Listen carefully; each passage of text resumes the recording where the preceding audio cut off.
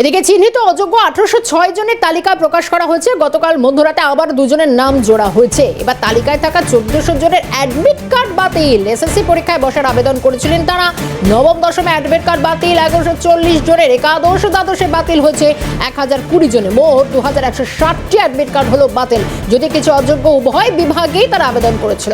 অযোগ্যদের অ্যাডমিট কার্ডও বাতিল করে এসএসসি। বিস্তারিত জানবো, টেলিফোন লাইনে রয়েছেন আমাদের প্রতিনিধি সায়ন্তন ভট্টাচার্য। সায়ন্তন, অ্যাডমিট কার্ডও বাতিল।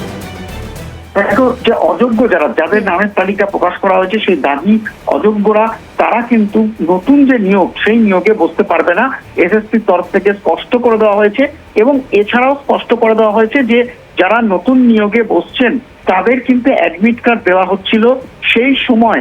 এই যে তালিকা 1806 জনের তালিকা, সেখান থেকে প্রায় 1400 জন তারা অ্যাপ্লাই করেছিলেন এবং সেই আবেদন আসার পর তাদের কিন্তু পরীক্ষা বসার যে আবেদন পাশাপাশি অ্যাডমিট সেটা বাতিল করা হয়েছে।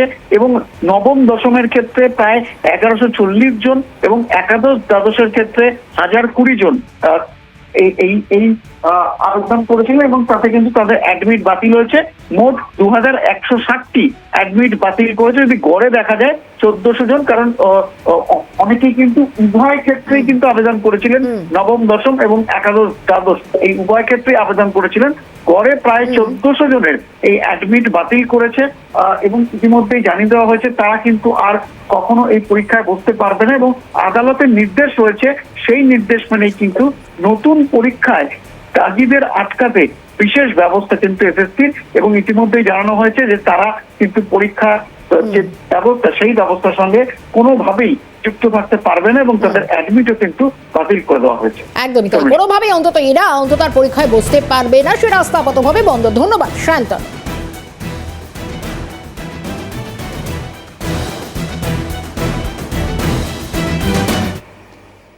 দু দফায় এসএসসির তালিকা প্রকাশ হলো। প্রথমে 1804 জন এবং তারপর আরো দুজনের নাম যোগ হলো। সংখ্যাটা এখন দাঁড়িয়েছে 1806 জনের।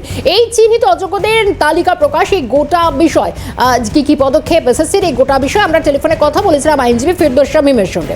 শুনবো। টাকা ফেরত নিয়েছেন রাজ্য সরকার, উল্টে এদেরকেই আবার বেনিফিট দেওয়ার চেষ্টা করেছিলেন। সমস্ত রকম চেষ্টা করেছিলেন বেনিফিট দেওয়ার। তাদেরকে পরীক্ষায় বসাতে চেয়েছিলেন, এখনো পর্যন্ত টাকা ফেরত নেননি রাজ্য সরকার। কেন মমতা বন্দ্যোপাধ্যায় অ্যান্সার দেবেন না যে এদের কাছ থেকে কেন টাকা ফেরত হয়নি? নতুন করে নির্দেশ থাকা সত্ত্বেও আবার আদালতের গুতো খাবেন, আবার আদালতের গালাগালি খাবেন, মানে লিগাল গালাগালি আর কি, সেটা খাবেন, তারপরে আবার করবেন।